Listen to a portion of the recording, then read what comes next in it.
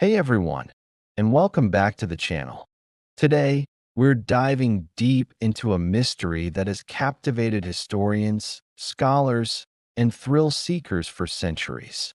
We're talking about a book so massive, so enigmatic, and so shrouded in legend that it earned itself a truly terrifying nickname: the Devil's Bible. Yes, you guessed it. We're uncovering the secrets of the Codex Gigas and exploring why this incredible manuscript was not just feared, but outright banned by many. Now, before we get too far into the spooky stuff, hit that like button and subscribe if you haven't already, because you won't want to miss our next deep dive. All right, let's set the scene. Imagine the 13th century. Monasteries were buzzing with scribes meticulously copying texts, preserving knowledge, and creating illuminated manuscripts that were true works of art. But amidst these diligent efforts, one book stands alone: the Codex Gigas. Its name literally means giant book, and trust me, it lives up to it. This isn't your average paperback. We're talking about a tome that's nearly a meter tall, weighs over 165 pounds, and is said to contain the entire Latin Vulgate Bible, alongside a host of other fascinating and, dare I say, slightly unsettling texts. So, what's inside this monumental book that made it so controversial? Well, it's not just the Bible. The Codex Gigas also includes a complete copy of Josephus's Antiquities of the Jews, Isidore of Seville's Etymologies, an early encyclopedia, and even medical treatises, magical incantations, and a calendar. It's an entire library bound into one colossal volume. But here's where things get interesting and, frankly, a little dark. One of the most striking features of the Codex Gigas, and arguably the main reason for its sinister reputation, is a full-page illustration found within its pages. I'm talking about a terrifying depiction of the devil himself. This isn't just a small doodle. It's a prominent, detailed, and frankly, a bit disturbing image that dominates an entire folio. Flanking it on the opposite page is a striking image of the heavenly city, creating a stark contrast between good and evil, light and shadow. In an era deeply steeped in religious belief and superstition, the inclusion of such a vivid portrayal of the Prince of Darkness was, to put it mildly, deeply unsettling. It immediately raised questions and fears among those who encountered it. But the devilish depiction is just the beginning of the legend. The true banishment, the true fear surrounding this book, stems from its origin story. The legend claims that the entire codex, with its hundreds of pages written in a single, consistent hand, was created by a single monk in just one night. Yes, you heard that right, one night.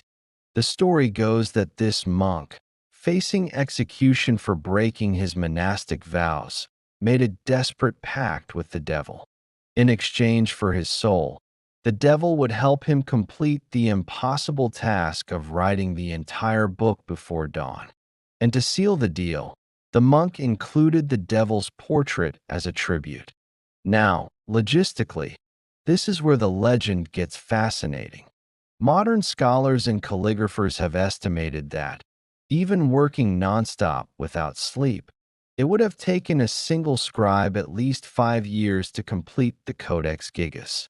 Some estimates even push it closer to 20 or 30 years. The sheer consistency of the handwriting throughout the entire manuscript is truly astonishing, almost superhuman. It makes the legend of a single author working with supernatural assistance incredibly compelling, even to skeptics. So, how did a book with such a dark origin story circulate? Well, despite its fearsome reputation, the Codex Gigas was surprisingly well-traveled.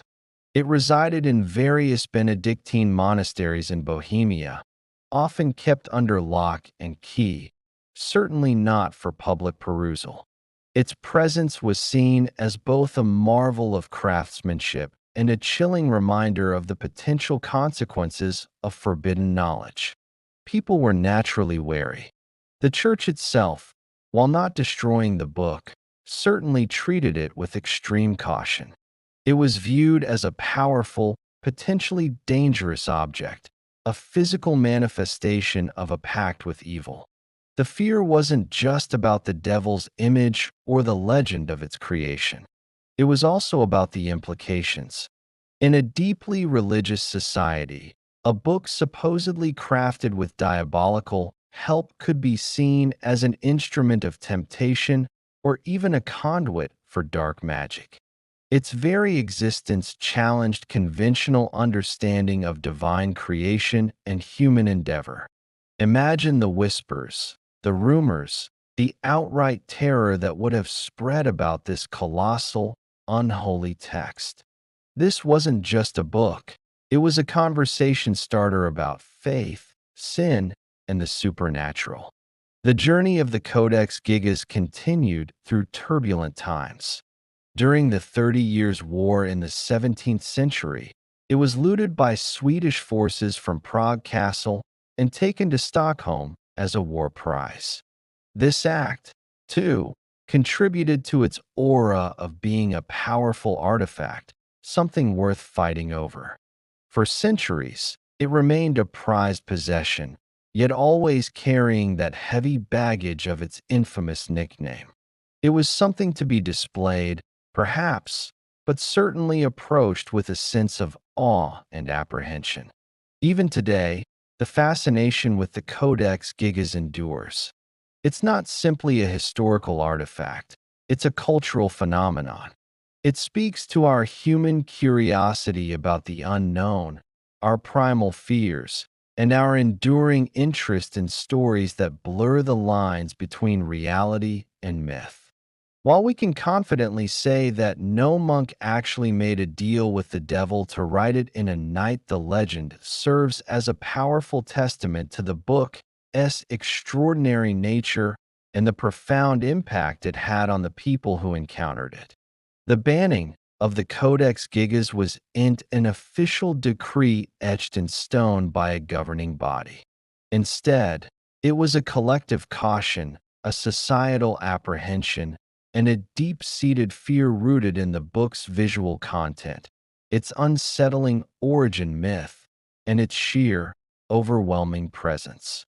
It was a book that demanded respect, but also commanded a certain distance.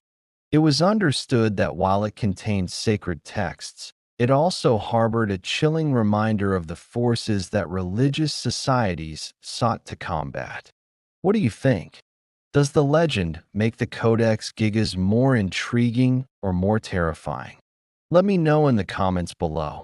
It's a testament to human ingenuity, artistic skill, and the enduring power of storytelling that a manuscript from centuries ago can still ignite our imaginations and spark such intense discussions. It teaches us about the fears and beliefs of the past, and how those narratives continue to echo in our present. So, the next time you hear about the Devil's Bible, remember it's more than just a spooky name. It's a window into an incredible piece of history, a work of art, and a powerful legend all rolled into one gigantic, captivating book. Thank you so much for watching today. If you enjoyed this journey into the mysteries of the past, please give this video a thumbs up, share it with your friends, and don't forget to subscribe for more historical deep dives. We love having you here. Until next time, stay curious and keep exploring.